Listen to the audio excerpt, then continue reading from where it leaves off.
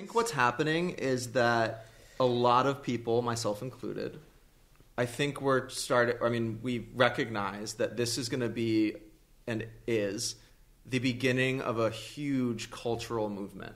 Right. And we're in it, so we see it every day and how much it's changing people's lives, and it's changing the way we make art, and it's changing the way that we relate to each other and the way that we connect within our communities. And there's been many, many times throughout history where betting early on those cultural waves is extremely profitable. I think the most obvious example off the top of my head is like hip-hop music, right? So if you were somebody, like the people that were making hip-hop music in the late 80s and early 90s, like it wasn't like people were like, this isn't music. You know, they were like, what are you doing? Like you're mixing other people's music and you know, it's almost like the AI conversation right now is like, what are the ethics of you taking this old 70s soul song, sampling it, and then rapping over it? Like that's not music at all. And now it's probably like the biggest music genre by like market cap.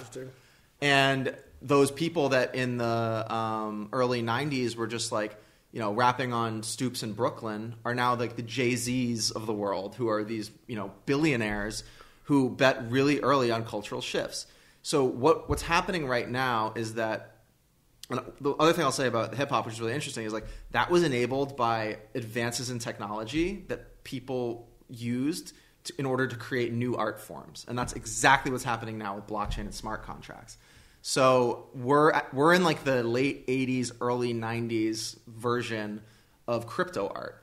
And the people that take it seriously and push against all like the FUD, like you know how much FUD early hip hop got? Like people were like, this is ridiculous.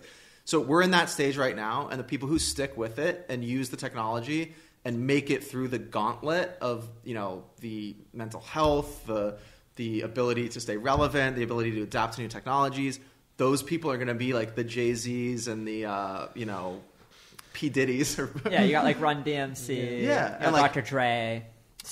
Graffiti art is now very popular. Exactly, the same thing. And it was the same exact thing. Yeah, so like we're just at another huge inflection point for artists.